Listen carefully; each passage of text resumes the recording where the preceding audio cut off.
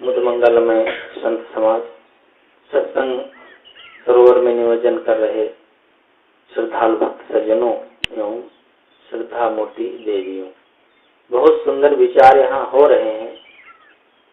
इसकी अपेक्षा कहना चाहिए ये भूमि ही इतनी सुंदर है कि वहाँ सब सुंदर ही सुंदर होता है। आदमी जहाँ रहता है, जिन लोगों के बीच रहता है, जैसी भूमिका में रहता है, उसी अनुसार उसके विचार और संस्कार बनते हैं। जो भी हमारे जीवन में घटित होता है वह कारण कार्य की एक व्यवस्था के अनुरूप होता है, अचानक नहीं होता है।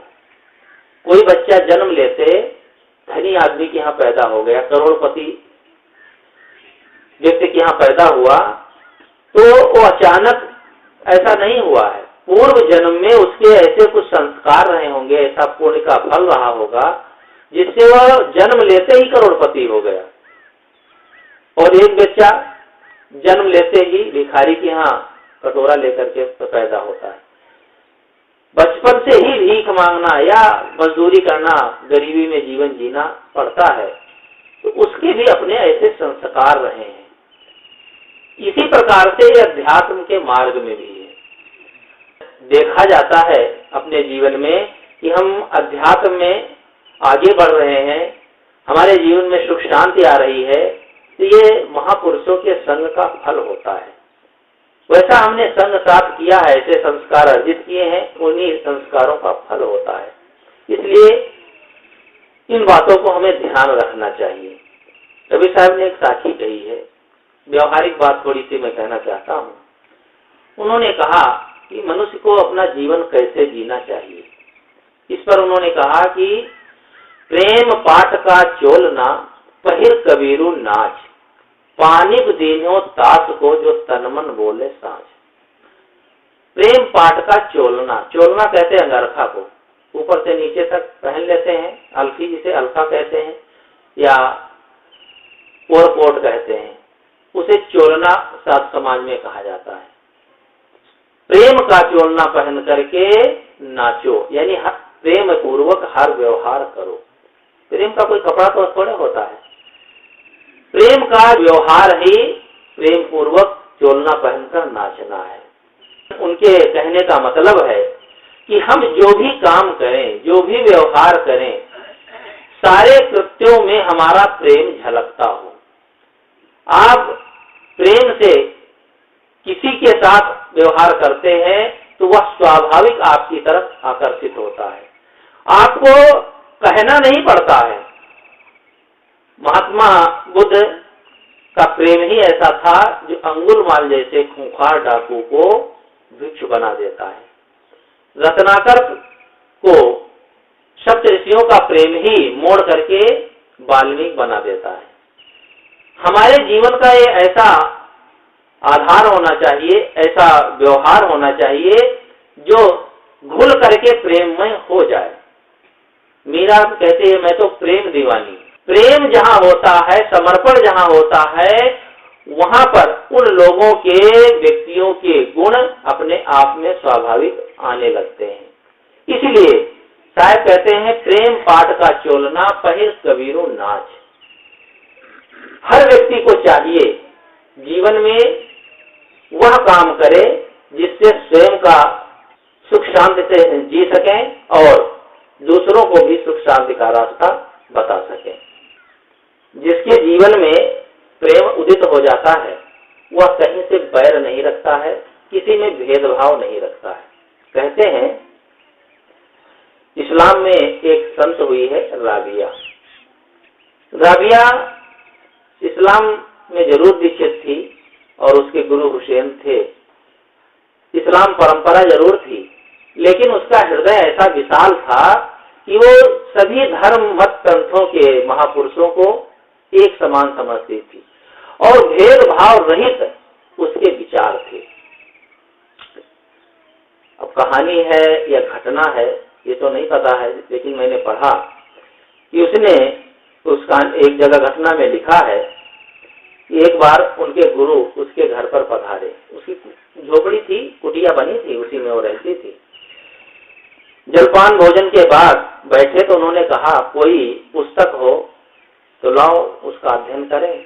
तो उसने ला करके वही कुरान शरीफ सामने रख दिया। और इस्लाम में कुरान शरीफ पवित्र और एकमात्र पुस्तक मानी जाती है। संयोग की बात, उनके गुरु ने जैसे ही उस पुस्तक को खोला तो जहां से उनकी पुस्तक खुली, संयोग से उस पन्ने में कलम से कटा हुआ था लाइन। उनको बड़ा खराब लगा। अरे कहा, किस बेवकूफ ने, किस नासमझ ने कुरान शरीफ पर अपनी कलम चला दी। अरे ये तो अल्लाह ताला की छाती पर कलम चलाना हुआ। अरे उनकी एक एक वाणी सब मान्य है। वो राबिया जो थी सत्ते में आ गई। उसने सोचा गड़बड़ हो गया। देखा, कहा गुरुदेव ये तो गलती मुझसे ही हो गई। कहा तुमने ये लाइन क्यों काट दी। कहा गुरुदेव इसमें लिखा था कि जो इस्लाम को मानता है उसके साथ तो प्रेम करो, जो इस्लाम से को न माने या इस्लाम से अलग दूसरे धर्म पंथों को मानता है उससे कोई प्रेम नहीं, नापाक है, काफिर है। उनके अपने शब्द हैं। मुझे लगा ये बात मेरे गले नहीं उतर रही। मेरे लिए तो सारे धर्म ग्रंथ, सारे महापुरुष पूज्य हैं। इसलिए मैंने सोचा कि ये वाकई कोई उचित नहीं है, तो मैंने उस पर कलम चला दी। उनके गुरु हुसैन उसकी बात सुन करके बहुत आश्चर्यचकित हुए और उन्होंने उसके सामने हाथ जोड़कर कहा, राबिया जो मैंने 40 साल की तपस्या में नहीं प्राप्त कर पाया, जो नहीं समझ पाया, वह कुछ तूने थोड़े दिन की तपस्या में ये बात समझ ली कि मनुष्य बराबर है, सारे धर्म ग्रंथ बराबर हैं, सारे महापुरुष पूज्य हैं। इस बात को मैं नहीं समझ सका। तो कहने का मतलब है जिसके दिल में प्रेम है, उसने कहा था मेरे तो दिल में सभी के लिए प्रेम है, तो मैं किससे घृणा करूं। आदमी के दिल में जब प्रेम होता है तो घृणा की वहां बात रह ही नहीं जाती, शत्रु रह ही नहीं जाते हैं। विवेक ने कहा कि अपने सभी शत्रुओं को मित्र बना लेना चाहिए, ये सुख से जीना चाहो। महावीर स्वामी ने कहा दुनिया में किसी को शत्रु मानना ही नहीं चाहिए। मित्र बनाने की बात तब आती है जब शत्रु कोई हो। कोई शत्रु है ही नहीं हमारा, तो शत्रु माने और किससे घृणा करे। अब्राहम लिंकन जो अमेरिका के राष्ट्रपति हैं, वे जब राष्ट्रपति पद पर आ गए तो उनके मित्रों ने कहा आपकी बहुत लोग भर्त्सना करते थे, आपको आलोचना करते थे, जितने आपके शत्रु हैं सबको मजा चखा दिया जाए, उनको सबको जेल में डाल दिया जाए। अब्राहम लिंकन ने कहा तो उन शत्रुओं को क्या करें। कहा उन शत्रुओं को सबको मिटा दो। तो उन्होंने कहा यही काम मैं करना चाहता हूं और आज से ही मैंने शुरू कर दिया है। कहा जितने मेरे शत्रु हैं सबको मैं मित्र बना लूंगा, और जब सारे मित्र बन जाएंगे तो मेरे सारे शत्रु खत्म हो जाएंगे। यह बात कोई राजनेता सोच सकता है भला? तो शुद्ध संस्कारी पुरुष होगा वही सोच सकता है। ऐसे व्यक्ति की आलोचना भी हो तो भी उसको घबराता नहीं है। कहते हो जब संसद में बोल रहे थे, कोई भाषण दे रहे थे, तो एक विपक्षी व्यक्ति जो विपक्ष का था उसने खड़े होकर कह दिया कि देखिए मान्यवर, आप ये बात याद रखना, आपके पिता चमार थे, जूता गाटते थे। मतलब उनकी आलोचना हो, उनको नीचा दिखाने के लिए इसी बात उन्हें कहा। तो मुस्कुरा कर कहते हैं ये बात मुझे खूब याद है, मेरे पिता ऐसे चमार थे, ऐसा जूता गाटने वाले थे कि उनके जूतों की सब प्रशंसा करते थे। क्या आपको कोई शिकायत है क्या? और मैं तो ऐसा बन भी नहीं पाया राष्ट्रपति जैसा हमारे कुशल पिताजी जूता गाटने वाले थे। बताओ, जो इतनी ऊंची पोस्ट पर पहुंच गया हो वह कहीं इस तरह की विनम्रता की भाषा बोल सकता है? बड़ा कठिन है। लेकिन जिसके हृदय में शुद्ध संस्कार होंगे, जिसके हृदय में भक्ति भावना होगी, उसके हृदय से ऐसा ही निकलेगा। इसलिए जीवन में हमारे जब प्रेम आ जाता है, प्रेम छलकने लगता है, तो सबके साथ एक जैसा व्यवहार हो जाता है।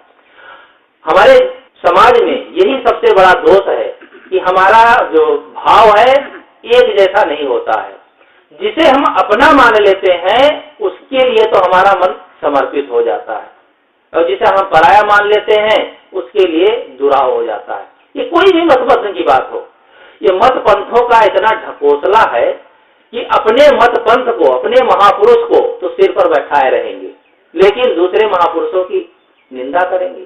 दुनिया के जितने महापुरुष हैं सब वंदनीय हैं, अपने अपने ढंग से उन्होंने ज्ञान की बातें कही। हाँ, जिससे हमें बोध हुआ, हमें ज्ञान मिला, वो तो सर आंखों पर है ही है। एक पति थे, दोनों दो तरह के विचार वाले। एक श्री कृष्ण की भक्ति करती थी पत्नी, और पति जो है राम की भक्ति करता। तो कहे चलो राम मंदिर में चलो, पत्नी कहे हम राम मंदिर में नहीं जाएंगे, वो कृष्ण मंदिर में जाएंगे। अब दोनों में तालमेल नहीं बैठे।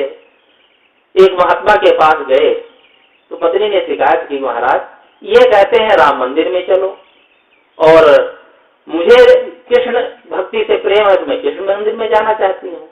उन्होंने, महात्मा ने समझ लिया बात इसमें कोई खास नहीं है, लेकिन ये मन का एक भाव है। उन्होंने कहा अच्छा ये बताओ, तुम्हारे घर में देवर हैं, जेठ हैं, ससुर हैं, का सब है? का तुम भोजन जब देती हो अपने पति को तो पति को खिला करके और सबको नहीं खिलाती हो? नहीं, सबको खिलाती हूँ। तुम्हारी शादी हुई है तुम्हारे पति से, तुम अपने पति को समर्पित हो ना? हाँ। कब तुम अपने पति को समर्पित हो, उनसे शादी हुई और उनका संग साथ जन्म जन्म का है, लेकिन जो तुम्हारे साथ रहने वाले हैं उनको भी तो भोजन पानी दे सकती हो। भाई तो करती हूँ सारी इसी तरह से। अरे जाओ कृष्ण मंदिर में खूब समर्पित हो, लेकिन इनके साथ अगर राम मंदिर चली जाओगी तो क्या बिगड़ जाएगा? कहा महाराज इस तरह से कहे तो ठीक, ये कहते हमारे राम बड़े हैं, तुम्हारे कृष्ण कहा है तो नचनिया को दुनिया है, इस तरह से कहते हैं। महात्मा ने कहा था बिल्कुल इस तरह से मत कहो। अरे महापुरुषों के जो गुण है उनको सीखो, ये बात आदमी नहीं सीख पाता है। मुझे ये बात यही याद आती है कि जब प्रेम सार्वभौमिक नहीं होता है वही कटुता का कारण बनता। प्रेम का अर्थ ही तो होता है सार्वभौम व्यक्तित्व वाला। जहाँ मोह होता है, आसक्ति होती है, वो व्यक्ति विशेष पर होती है, और पक्षपात जहाँ होता है, धर्म के क्षेत्र में जहाँ पक्षपात होता है वो एक देशी हो जाता है। पक्षपात नहीं होना चाहिए, हम किस धर्म के हैं, किस मजहब के हैं, किस संप्रदाय के हैं, इससे क्या लेना देना। अरे मेरा कल्याण जिससे होगा वो काम करें। अरे कोई लड़का पढ़ने जाता है तो पूछता है ये ईसाई है कि यहूदी है कि मुसलमान है कि बनिया है, कोई पूछता है? अरे जो देखता है इंग्लिश में बढ़िया मास्टर है उसके पास चला जाता है, पढ़ लेता है। व्यवहार में हम नहीं पूछते हैं, जो अपने कल्याण की बात है इसमें कोई भेदभाव नहीं होना चाहिए, वहाँ पूछते हैं, वहाँ जानकारी करते हैं ये कैसे है महात्मा, कौन पंथ के हैं, कौन जात के हैं, कौन वर्ण के हैं, उसमें अपने अंदर भेदभाव की रेखा खींच देते हैं, और इसीलिए कल्याण नहीं हो पाता है, इसीलिए हमारे जीवन में सुख शांति नहीं मिल पाती है। और ये पक्षपात जहाँ रहेगा तो आदमी कुछ नहीं कर पाएगा। हम ऐसा केवल अपने गुरु, अपनी परंपरा के गुणों को गाते ही ना रहे, उनके गुणों को जीवन में अपनाते भी रहे। जो हमारे महापुरुषों ने दिया है उसको जीवन में तो अपनाए। बस यही देखा जाता है, ढोल मंजीरा लेकर के पीटते रहते हैं, बस पीट दिए, गुणगान गा करके देवी का गुणगान करेंगे तो देवी की ऐसी महिमा, उनके पीछे आगे तो श्री राम और विष्णु शिव सब फेल हो जाएंगे, सबसे ऊपर देवी को बैठा देंगे। कहीं विष्णु का गुणगान करेंगे तो सबको ऊपर बैठा देंगे। अरे केवल गुणगान से क्या होता है? और ये किसी को छोटा बड़ा कह करके कम बेस करना, ये भी हमारी नासमझी और पक्षपात की भावना से प्रेरित होना है। कहते हैं एक जगह सर्वधर्म सम्मेलन तो सभी धर्मों के लोग इकट्ठा थे, तो वहां पर सम्मेलन में बोलना था, तो जहाँ बहुत प्रवक्ता इकट्ठा होते हैं तो वहाँ 5-5, 2-2 मिनट समय मिलता है। तो 5-2 मिनट में आदमी क्या कहेगा? अक्सर यही कहेगा, अपने गुरु की विशेषता बताएगा, अपने संप्रदाय की विशेषता बताएगा, और दूसरे की थोड़ी आलोचना कर देगा, बस काम खत्म। वो ज्ञान की बात कहेगा क्या? तो वहां पर जो उठता था इसी बात कहता। मौलवी जी खड़े हुए, उनको टाइम मिला 5 मिनट, तो 5 मिनट में उन्होंने अपनी बात यही रखी कि देखो, जो इस्लाम में दीक्षित होगा और मोहम्मद साहब को खुदा का पैगंबर मानेगा और कुरान शरीफ को खुदाई पुस्तक मानेगा, उसी का कल्याण नहीं बोलते, वो कहते हैं स्वर्ग होगा, क्योंकि वहाँ पर स्वर्ग के अलावा जो है मोक्ष का कोई ठिकाना नहीं। जन्नत कहते हैं, शब्द बदल देते, जन्नत कहो या स्वर्ग कहो, जन्नत पाएगा, क्योंकि वहाँ पर तो एक समय ऐसा आएगा जब प्रलय होगा, और प्रलय होगा तब जाकर के सब रूहों से हिसाब किताब होगा, तब उसका रेखा जोखा दिया जाएगा। तब तक सब लोग केवल एक उसी में पड़े रहते हैं। ये तो दूसरा विषय हुआ। तो उन्होंने अपनी गुरु की विशेषता गा करके बैठ गए। दूसरा नंबर आया एक ईसाई पादरी का।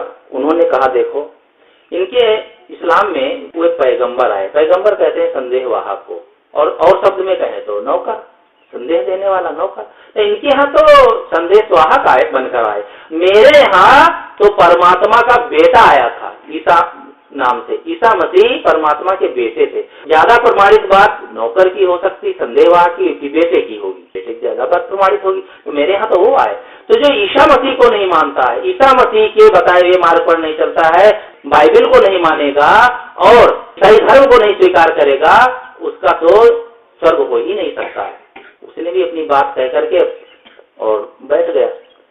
तीसरा नंबर आया एक राम भक्त का। तो राम भक्त ने कहा, देखो भाई, इनके यहाँ तो आए पैगंबर, नौकर चाकर, इनके यहाँ आए बेटा।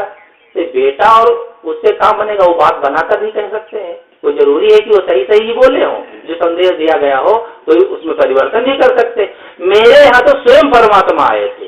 हमारे यहाँ प्रभु श्री राम स्वयं परमात्मा का अवतार लेकर के धरा धाम पर आए। जो उनका संदेश दिया गया, उनको कोई भगवान न मान करके, पूजा न करके अपना कल्याण चाहेगा तो नहीं हो सकता है। तो एक कृष्ण उपासक खड़े हुए तो उन्होंने कहा, देखो आधे भगवान से काम नहीं चलेगा।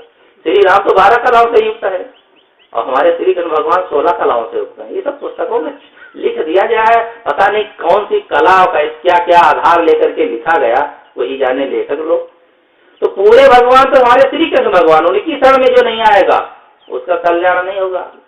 लिख ही दिया गया है भागवत में, निरयम गता, जो श्री कृष्ण की शरण नहीं लेगा उसको नरक जाना है।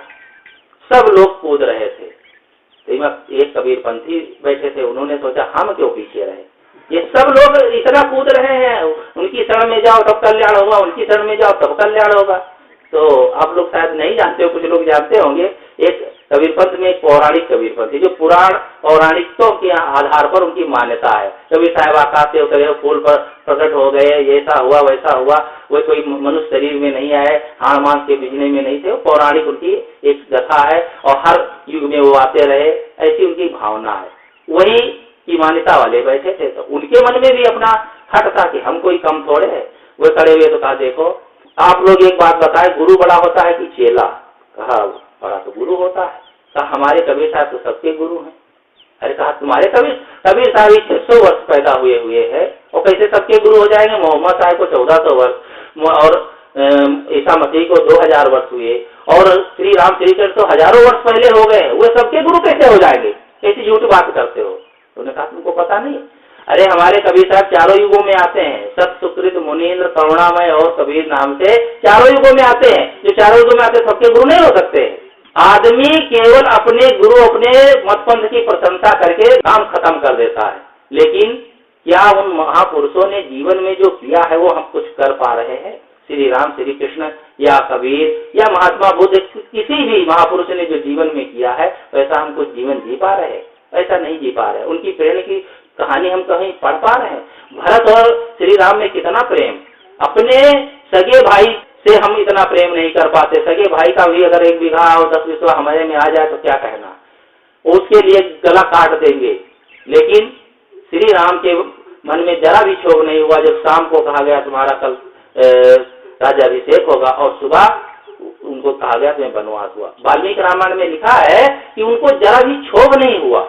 ऐसी भावना कोई महापुरुषों में ही हो सकती है। और ऐसी भावना तब होगी जिसके दिल में अथाह प्रेम का सागर होगा, वही ऐसा कह सकता है। कहते हैं कि जब मोहम्मद साहब को उनके शत्रुओं ने घेर करके मारना चाहा तो वो एक गुफा में घुस जाना चाहिए, तो उसी गुफा के ऊपर एक मकड़ी ने जाला बना रखा था, तो वो दरवाजे पे रुक गए। उन्होंने कहा